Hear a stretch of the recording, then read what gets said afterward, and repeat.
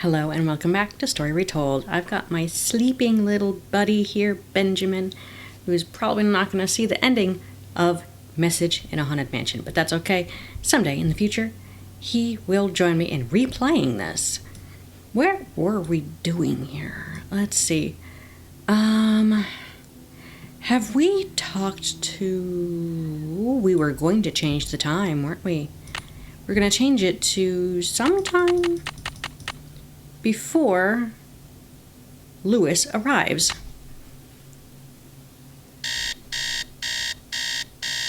Wake up, wake up, wake up. Wow, I don't think I ever remember hearing that audio clip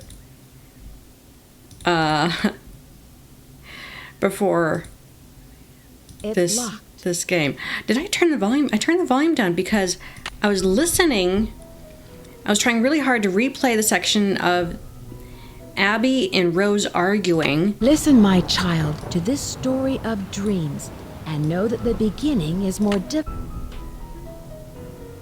Let's continue. That was kind of loud in my ears. Oh gosh, sorry if it was in yours. Look at this ornate picture. Wow. Oh, that kind of looks like a phoenix right here. Kinda. I mean, it could be any other bird though. Okay, so we were gonna go. There's the music. Ominous grandfather clock ticking away. All right. So we were gonna do this spying thing.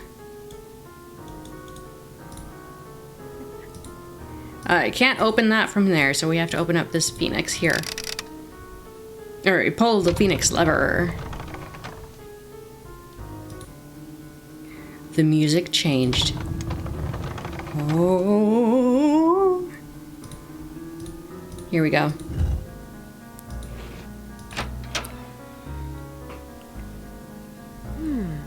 Lewis is up to something.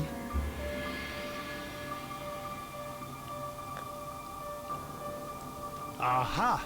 That's it! Lewis, are you in there?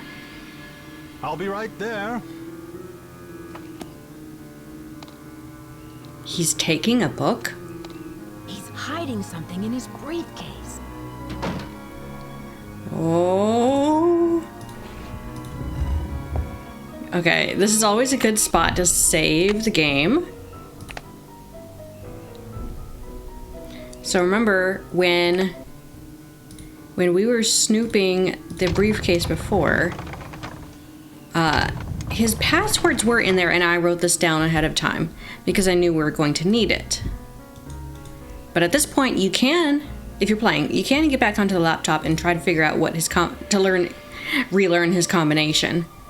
And it's interesting because it's the house address number, which is 4653 on the left side, and then I don't know what it means on 4868 on this side.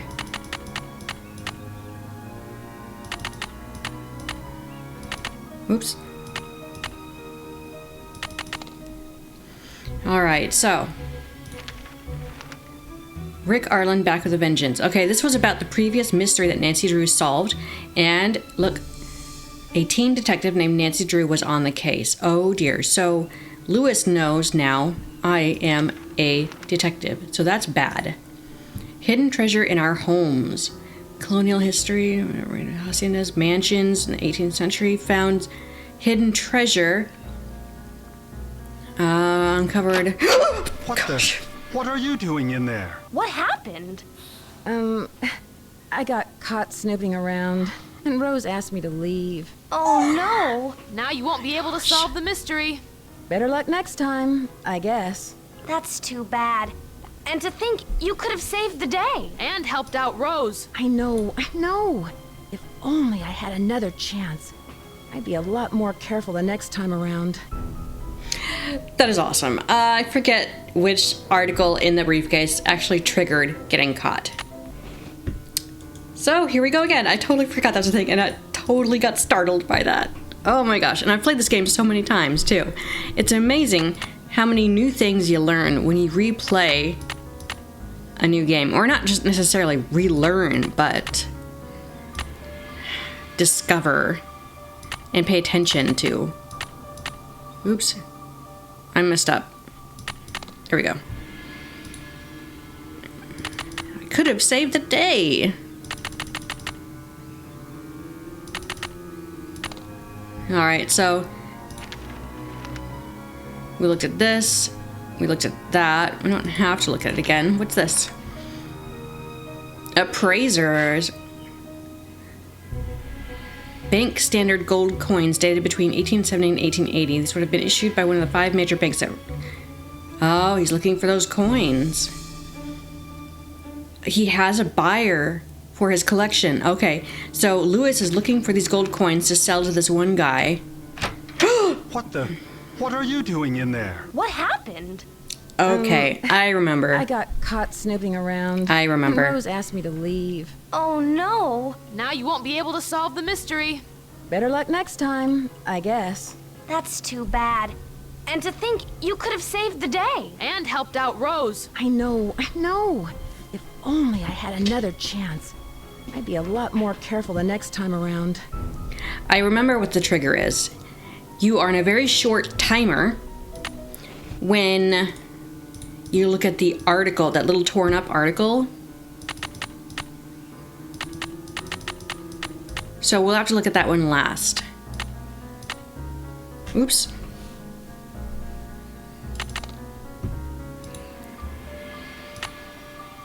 Yeah.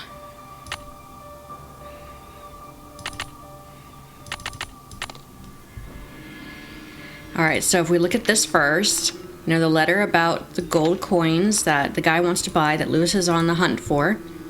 This is the book that he was looking at. Okay. An oral history of Chinese immigrants in California. Gumbo Fu? What's that? Wing Tang. That was the chef. That was the chef for here. I worked as a chef for Miss Applegate for many years at the Hotel Chinois, and then at the Golden Gardenia, which we called Gumbo Fu. I remember the great earthquake and how it shook at the tall buildings like stalks of rice. The great fire destroyed so many buildings and people. He called it Gumbo Fu. Okay. Here is his business card. I think I want to look this up, this address, to see if it's actually real.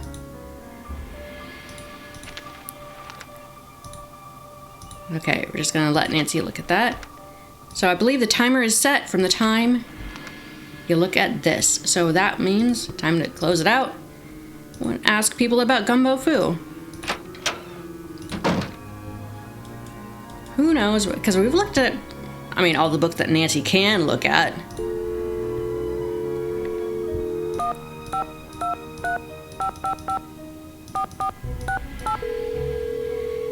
You know, that might be in one of the books in the library, but Nancy can't look at them, so, and she doesn't have the time to search every single book. Hello? Hi, Bess. Hello, what's new? Do either of you know what Gumbo Fu means? It sounds Chinese. Call Emily. She'll know. Will she? Can you guys give me a clue? I'm not sure what to do next. I'm not sure what Gumbo Fu means. Neither do I. Why don't you call Emily Foxworth and ask her?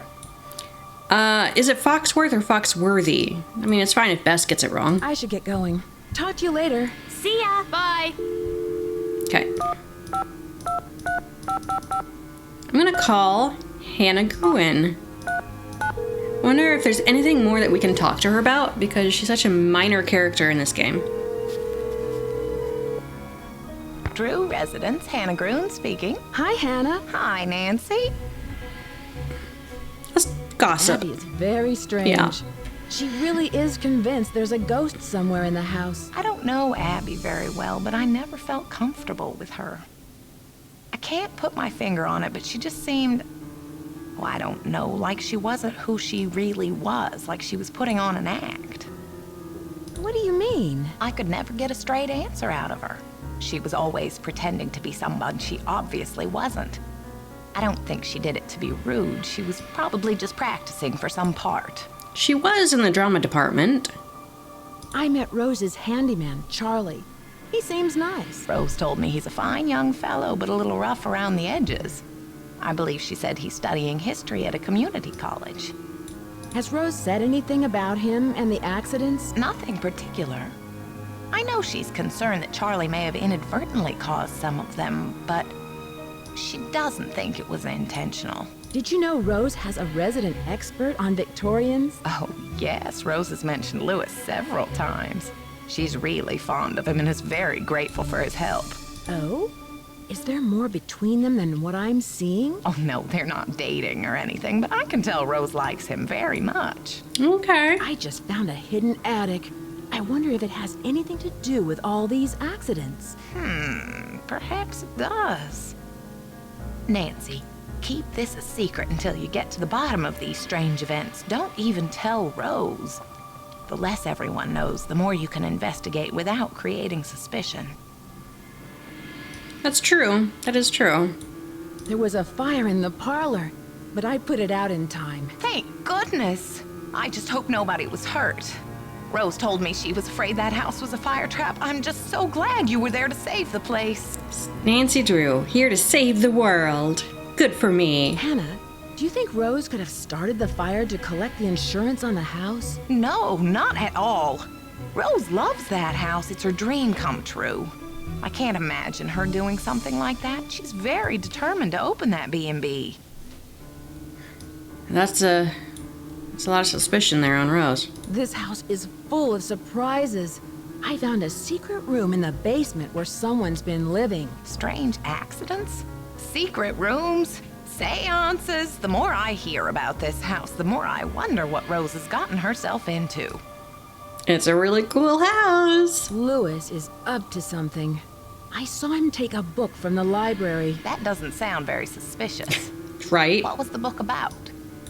Lewis's book mentioned that this house was once called Gumbo Foo in the 1800s. That's nice, dear. I have no idea what that means. But give Emily a call. She knows all about San Francisco legends. I should get back to work. Goodbye. Bye-bye. Okay, we'll call Emily.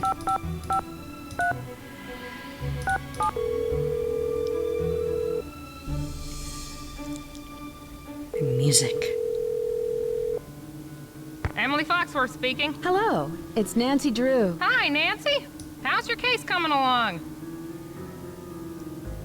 There's a lot to talk to her Have about. you heard of an actress, Lizzie Applegate? Oh, sure. She was a good friend of Lotta Crabtree, another popular actress in the late 1800s. As I recall, she opened up a big hotel. What was it called? The Hotel Mandrake or the Oriental? I forget. Was it in this neighborhood? Is it still around? Oh, no, this one was downtown. It was very big, but I think it burned down.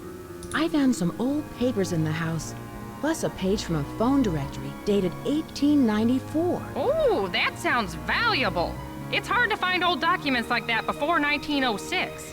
Interesting. So if someone knew that it was valuable, they could have burned it in the box. The burning of the box could be a cover-up for actually stealing it, so that the owners, Rose, might not know that it survived, because remember how we found the letters, pieces of the papers from her stationery? That's what was actually burned up, and that's what actually was in the box. So it's like someone took out the valuable document, replaced it with something not valuable, and burns the box to make it look like it's gone forever. So someone could actually be stealing the valuable things from this house. What do you know about the Bandit's Treasure? Bandit's Treasure? Oh, you mean the play? The Rep did a season where they performed old local plays, including the Bandit's Treasure. I've never seen it, but I hear the music is fantastic.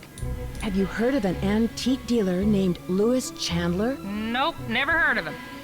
Do you know what the words Gumbo Foo mean? Sounds Chinese to me.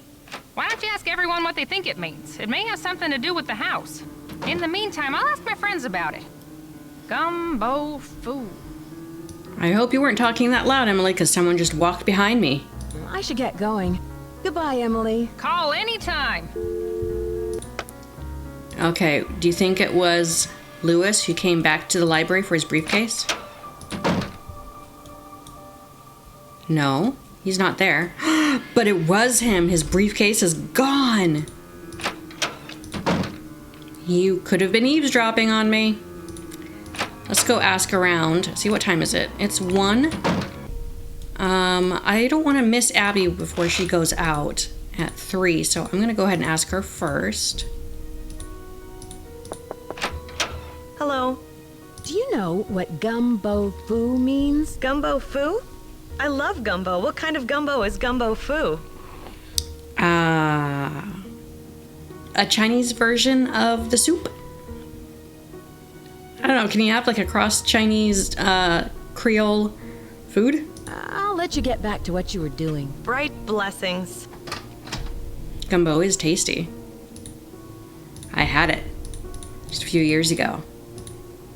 On a trip to San Francisco. No, it wasn't San Francisco. I went down to San Diego and had it there.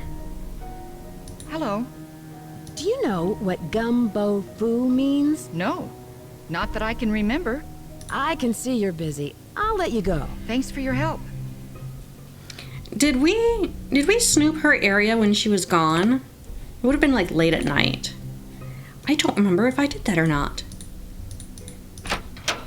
Okay, let's see, okay, let's go talk to Charlie.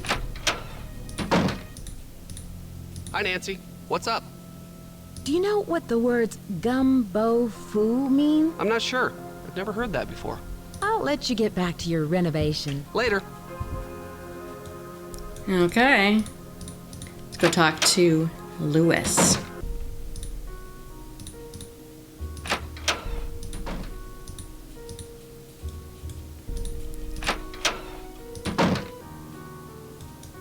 I get nervous every time I step into the parlor just because of that fire and the music changes. Hi, Lewis. Yes, Nancy. Do you know what gumbo foo means? Where did you hear that? Okay, pause right here. When I first played this with my sisters, when he first questioned me on that, our natural instinct was to cover it up, hide it. And that was the correct response. To mention that you saw it in the magazine, because you get into trouble by clicking on this. I came across it in a book. No doubt the book I have locked in my briefcase. I thought someone had been in there. I think I'll need to have a word with Rose about this. Nancy, I'm ashamed of you. Everyone in this house expects some degree of privacy, and you have obviously violated that trust. Your behavior is completely unacceptable. No arguments. I cannot stand to have someone so inconsiderate in my house. I've arranged for Abby to drop you off at the airport. I'm sorry it has to work out this way. Goodbye. Okay, let's try it again. Yes, Nancy. Do you know what gumbo foo means? Where did you hear that? I read about it in a magazine. I see. As I recall, it means House of Great Books. After the Great Earthquake, many books and documents were stored in private homes to save them from the fires. The Chinese called those houses gumbo foo. I won't keep you any longer. Thank you, Nancy. Thank you, Nancy. Get out of here, Nancy. Okay, let's talk to Rose.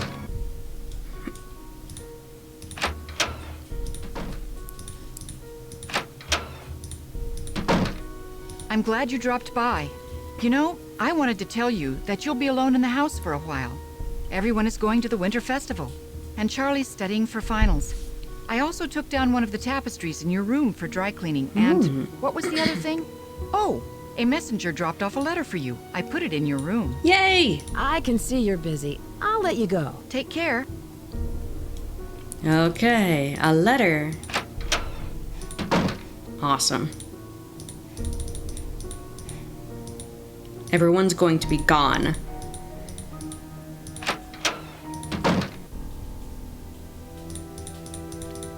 There's the letter. Emily Foxworth. So it is Foxworth, not Foxworthy. California Lane. Nancy, I'm sorry I could not drop this off myself, but I'm out the door for a month-long photo shoot in Mexico. I spoke with my friend about Gumbo Fu, and she told me that it means Gold Treasure Mansion. She wrote the Chinese symbols below. Hasta luego, Emily. Golden Wonder. Oh, I gotta sketch that out. Gold is that first one right there, so.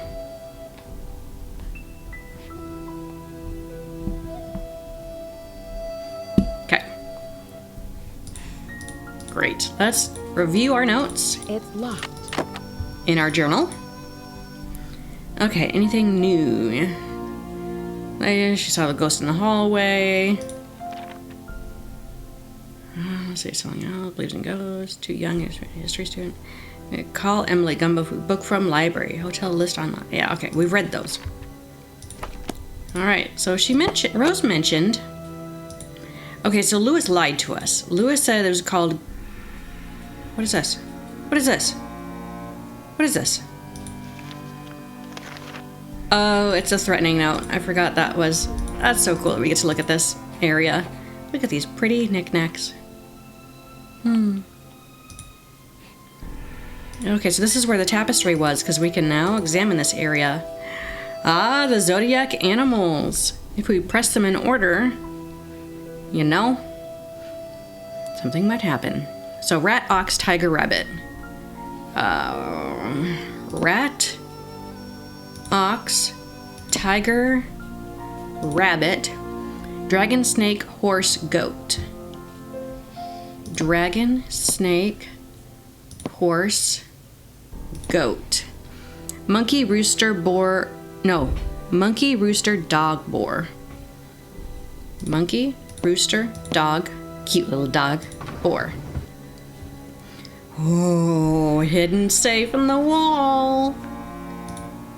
And these are all the symbols that we've looked at from the tapestry. So, wait. Did I write them down in order? Listen, my child, to the story of dreams, and know the beginning is more difficult than it seems when the four-sided... Oh, dear. Let's go back and make sure I got this in order, because I don't want to spend forever trying to get the combination right. Okay, child... beginning... Oh, daughters comes next. Okay, good thing I checked. Then four-sided box, which is number 4. I is 5. And see, I. And then fire, 6. The moon is 7. Where's the moon? Then the king is the next one, which is 8. River is 9. And then gold is 10. Okay.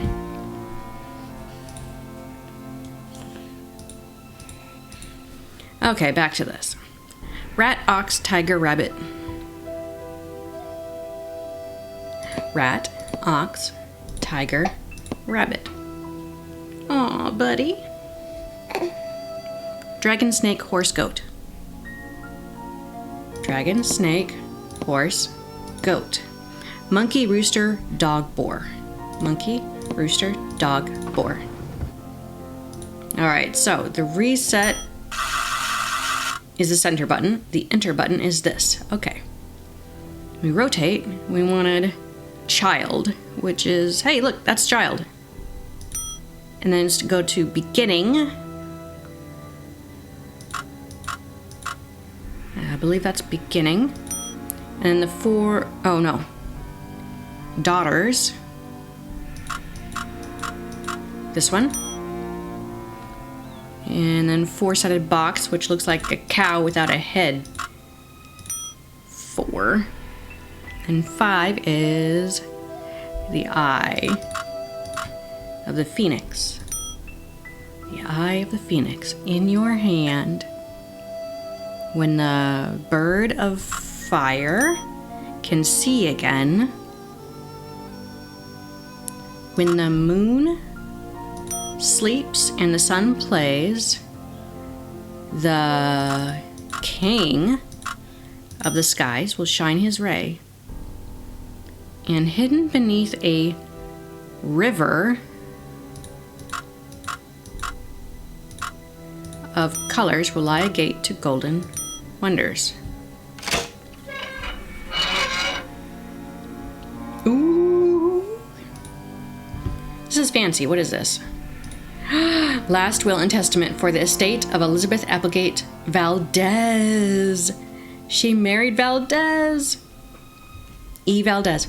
I, Elizabeth Valdez, do hereby make this my last will and testament to my dear friend Nellie Beecham, my black onyx necklace and earrings in the sum of $5,000. To my employee, Wing Tang, her chef, the sum of $15,000. To my cherished secretary, Mabel Cratty, the sum of $10,000. Aww. And to my beloved husband, Diego Valdez, the entirety of my estate, my house and its contents, with the exception of the bequests above.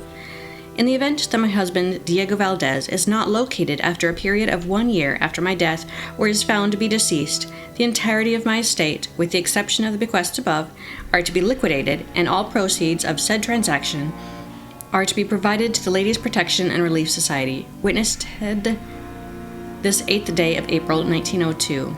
E. Metzger, Attorney at Law. G. Metzger? Oh well. My dearest Elizabeth, I could never... What is that word? I could never... something that sweet name by calling you Lizzie. You shall evermore be Elizabeth, my Elizabeth, the sweet dear woman who has honored me with her enchanting presence and grace. Tonight, I ride on yet another perilous trip, but always to return to your beloved smile. Until then, please accept this bouquet of gardenias, your favorites. El Diablo. My dearest Elizabeth,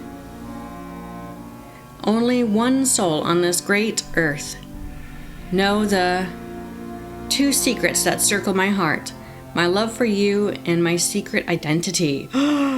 Diego is El Diablo. Know that my intentions are the purest in all respects. I am a modest man, and all of the wealth that I have acquired by devious means are put to the test, the best uses, all given to the poor, the misfortunate, and the defenseless. And so I am, a poor, misfortunate, and defenseless man, in the presence of your beauty. You have stolen my heart, dear Elizabeth, and all I ask is your hand in marriage to be mine forever, Diego. Aw, our wedding day. As thy days, as shall thy strength be, so shall thy strength be, I guess. True love and something shall be with you. Nice. This certifies that Elizabeth Applegate of Gold Pine Valley Company,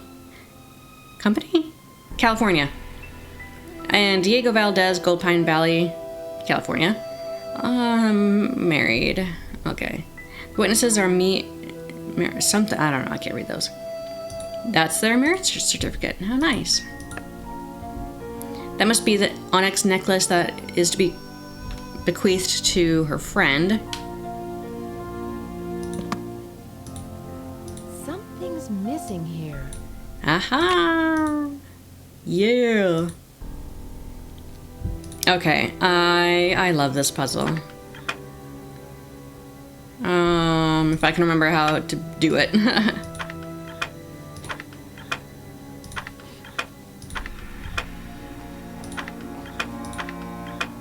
You know, if you back up, you can try it again.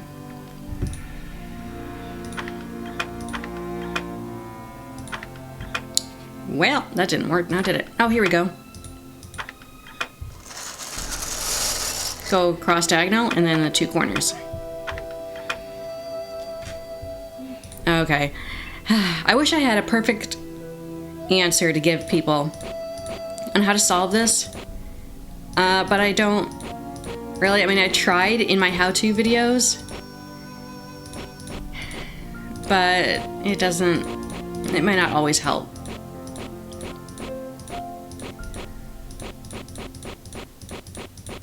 You just gotta kind of go fast at it until I get it.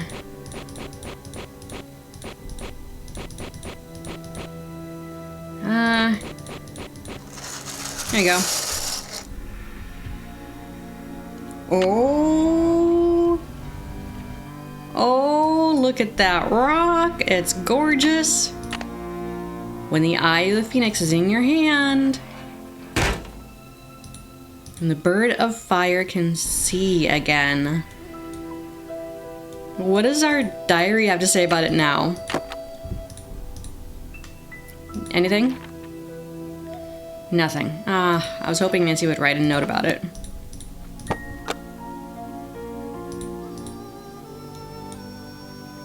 Okay.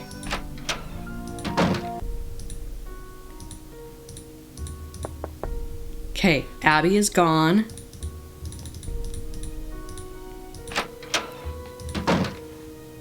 Rose is gone. There's the her interactive mug. Okay, this is the letter from Lewis to Rose. Interested in examining the collection of old books that came in the house. Happy to consult on renovations. My expertise in this field can save you both time and money. Oh, he's found roof tiles that would match. Okay. And he found a good deal on scaffolding equipment. Scaffolding? Isn't it? Didn't they have trouble with the scaffolding at one point? Accidents reports that you have submitted, and I've summarized them below. Talking about the policy premium. This is it, okay. Broken kitchen gas line, no structural damage. Burst water main in upstairs bedroom, minimal structural damage. Scaffolding collapse, no injuries. Okay, so wait a minute. Lewis had a good deal on scaffolding. Were they two cheap options that didn't really work for them? Vandalism damage to outside shrubbery, stolen roofing materials. Or maybe he became aware of these and then was offering his assistance to replace the roofing materials. So he could be posing it as helpful, but he could also be the one doing it and then covering up his tracks by... Yeah. House to-do list. Pay bills, transfer money to checking. Order paint for shutters. Color. Measure windows for blinds. Replace lost tiles on den fireplace. Hey, I fixed that. Scratch that out. Refinish kitchen cabinets. Sand and polish hardwood floors. Oil door hinges upstairs. Repair hanging gutter in back. Get estimate to fix roof. Call chimney cleaner. Repair dumbwaiter. I kind of fixed that. Fixed broken doorbell. Add additional phone lines. Order bulbs for front yard. That's a lot of stuff. And there's the her interactive mug. Or their old logo, really. Yeah. Creepy. Alright, Rose is gone too. Here we go. It's missing an eye. Phoenix eyes. Here we go.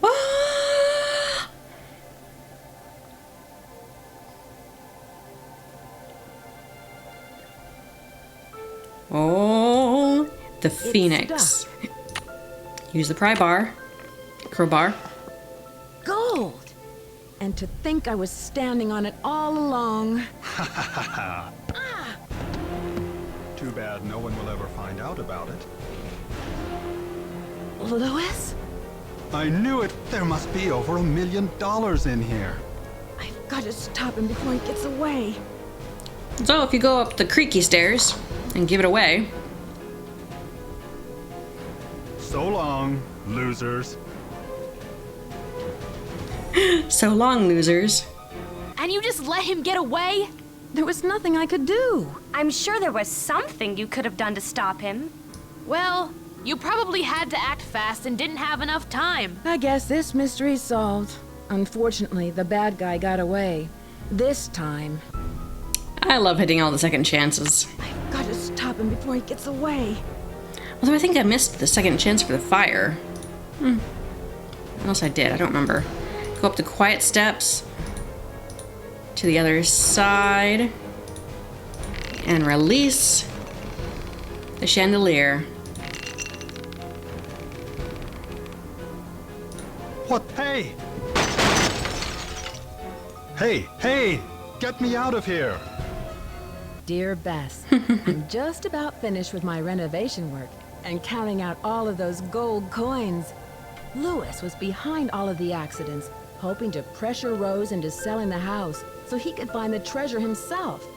Although Rose and Abby may not have a legal right to the gold, the bank the coins were stolen from will still give them a reward for finding it. The house also has gotten a lot of publicity with all of the news stories, and the place is booked solid for the first month of its opening.